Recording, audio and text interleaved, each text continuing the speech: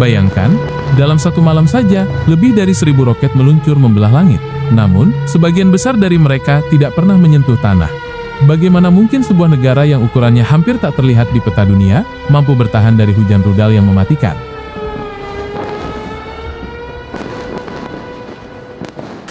Inilah Israel, sebuah negara kecil di tepi Laut Mediterania. Jika Anda melihat peta dunia, ukurannya mungkin luput dari pandangan. Panjang wilayahnya hanya sekitar 470 km, dengan titik terlebar bahkan kurang dari 100 km. Namun, yang membuat wilayah ini unik bukanlah ukurannya, melainkan posisinya. Israel berdiri tepat di pusat salah satu kawasan paling bergolak di bumi. Ia terkunci di antara negara-negara besar. Lebanon di utara, Syria di timur laut, Jordan di timur, dan Mesir di selatan. Secara angka, ini terlihat mustahil. Populasi Israel hanya sekitar 9 juta jiwa. Bandingkan dengan Mesir yang memiliki 110 juta penduduk, Iran dengan 85 juta jiwa, atau Turki yang mendekati angka 90 juta orang. Posisi Israel sering digambarkan seperti kawanan domba di tengah wilayah para serigala. Sebuah negara kecil yang dipaksa oleh keadaan untuk menciptakan sistem pertahanan paling kompleks di dunia.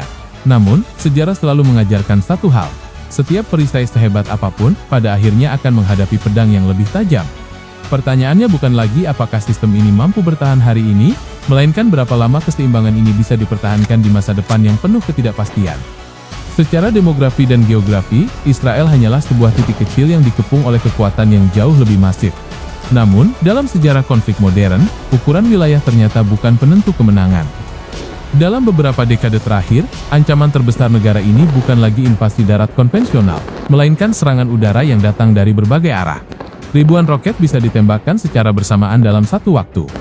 Dunia sempat terkejut melihat satu kenyataan, sebagian besar proyektil mematikan itu hancur di udara sebelum mencapai targetnya. Pertanyaan besarnya adalah, teknologi seperti apa yang mampu menahan tekanan sebesar itu? Dan bagaimana strategi pertahanan mereka bekerja saat rudal datang dari segala penjuru? Tanggal 7 Oktober tahun 2023. Dalam hitungan menit, langit di atas Israel Selatan berubah menjadi jalur cahaya maut yang melesat ke berbagai arah. Ribuan roket ditembakkan dari wilayah Gaza, sebuah serangan masif yang diklaim oleh kelompok Hamas sebagai salah satu yang terbesar dalam sejarah konflik ini. Sirena peringatan meraung serentak dari Sderot hingga Tel Aviv. Di pusat komando pertahanan udara, layar radar mulai dipenuhi titik-titik merah yang bergerak liar. Inilah momen di mana seluruh jaringan pertahanan udara Israel bekerja bukan lagi sebagai alat, melainkan sebagai satu ekosistem yang hidup. Bagaimana Israel merespons ribuan roket ini? Mereka tidak sekadar menembak asal-asalan. Komputer super canggih menghitung jalur terbang setiap proyektil dalam hitungan milidetik untuk menjawab satu pertanyaan vital.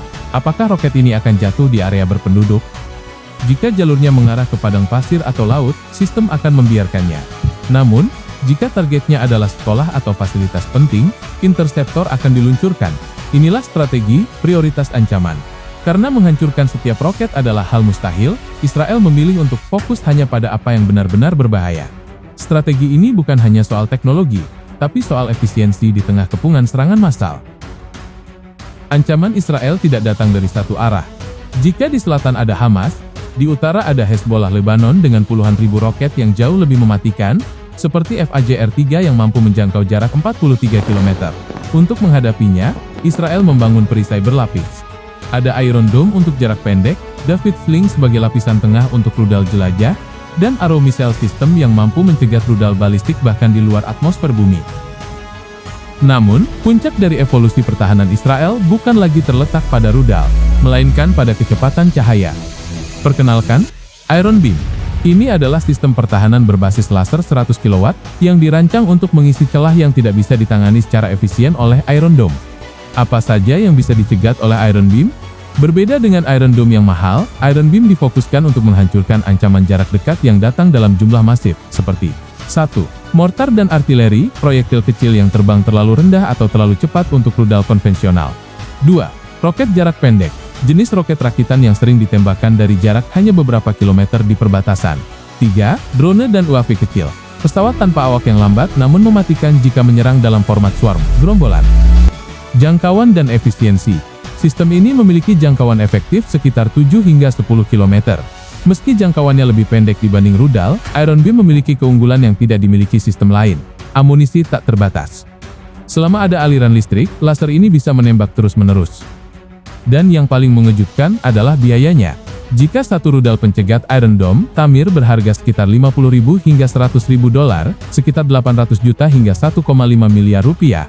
Satu tembakan Iron Beam hanya memakan biaya sekitar 2 dolar atau setara dengan harga segelas kopi. Inilah senjata yang akan mengubah ekonomi perang di masa depan. Namun, ujian terbesar sesungguhnya berada di timur, Iran. Dengan salah satu arsenal rudal balistik terbesar di Timur Tengah, Iran memiliki kekuatan yang mampu menjangkau Tel Aviv langsung dari wilayah mereka. Mulai dari Shahab 3 dan Sejil yang memiliki jangkauan 2000 km, hingga Khorramshahr yang membawa hulu ledak raksasa. Bahkan belakangan, muncul Fatah, rudal hipersonik yang diklaim mampu bermanuver pada kecepatan luar biasa untuk menembus radar. Konflik ini bukan lagi sekadar perang darat, melainkan perang siber, intelijen, dan adu cepat teknologi di udara. Menghadapi serangan Iran bukan hanya soal menembak jatuh roket, ini adalah adu catur di udara. Setiap rudal Iran memiliki karakteristik berbeda, dan Israel harus memilih jawaban yang tepat agar pertahanan mereka tidak jebol. Pertama, Aero vs Rudal Balistik Strategis. Ketika Iran meluncurkan rudal raksasa seperti Shahab 3 atau Khorramshahr yang terbang tinggi hingga keluar angkasa, sistem Arrow 3 menjadi pemain utama. Arrow tidak menunggu rudal itu masuk ke wilayah Israel, ia mengejarnya di luar atmosfer bumi dan menghancurkannya di sana. Ini penting untuk mencegah puing-puing atau hulu ledak kimia jatuh di atas pemukiman warga. Untuk ancaman yang lebih lincah seperti rudal jelajah atau Fateh 110 yang terbang lebih rendah dan cepat, David Sling, tongkat Daud mengambil peran. Sistem ini dirancang untuk menghadapi target yang bisa bermanuver. Bahkan saat Iran memperkenalkan Fatah, yang diklaim sebagai rudal hipersonik, Israel mengandalkan kecepatan hitung David Sling untuk memprediksi titik pertemuan di udara, dan menghancurkannya sebelum ia sempat berbelok. Ketiga, Iron Dome vs Drone Shahed. Iran juga sering menggunakan gelombang drone Shahed, pesawat tanpa awak yang lambat tapi jumlahnya banyak. Di sini, Iron Dome bekerja sama dengan jet tempur F-35. Sementara, jet tempur menyisir drone dari jarak jauh, Iron Dome menjadi benteng terakhir jika ada drone yang lolos mendekati perbatasan. Dalam skenario serangan penuh, Israel tidak sendirian. Sistem THAAD milik Amerika Serikat berperan sebagai jaring pengaman tambahan. THAAD bekerja sama dengan radar Arrow untuk mendeteksi ancaman dari jarak ribuan kilometer, memberikan waktu lebih bagi operator di darat untuk bersiap. Namun, kita harus menghadapi satu kenyataan pahit. Tidak ada perisai yang benar-benar tak tertembus. Walaupun mayoritas rudal berhasil dicegat, beberapa di antaranya tetap berhasil menembus celah pertahanan. Dan ketika sebuah rudal balistik mencapai tanah, dampaknya sangatlah masif. Salah satu contoh nyata adalah serangan yang menghantam kota Rehovot, termasuk kompleks Weizmann Institute of Science. Gelombang kejutnya menghancurkan puluhan laboratorium dan menghentikan operasi penelitian penting. Di tempat lain, rudal juga menghantam Soroka Medical Center di Beersheba, memaksa evakuasi pasien di tengah situasi darurat. Sekolah, rumah, dan infrastruktur sipil tak luput dari kerusakan akibat gelombang kejut maupun serpihan logam panas. Menariknya, bahaya belum sepenuhnya hilang meski rudal telah dihancurkan di udara. Fragmen dari intersepsi yang jatuh dari ketinggian ribuan meter tetap menjadi ancaman maut. Jendela yang pecah, atap yang runtuh, hingga kebakaran kecil akibat logam panas adalah risiko yang harus dihadapi warga sipil setiap harinya. Bagi militer Israel, pertahanan udara bukan lagi tentang mencegat semuanya, melainkan tentang mengurangi kerusakan sebanyak mungkin. Jika dari ratusan rudal hanya beberapa yang mencapai target, itu sudah dianggap sebagai keberhasilan strategis yang luar biasa.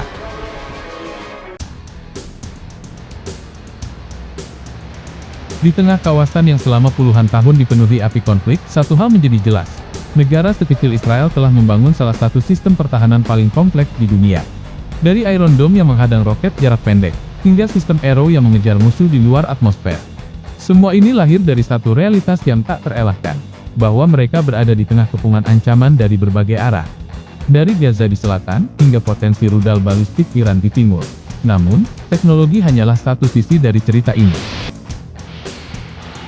Seluruh analisis dalam dokumenter ini disusun berdasarkan berbagai sumber terbuka yang kredibel, mulai dari laporan militer internasional hingga analisis geopolitik global.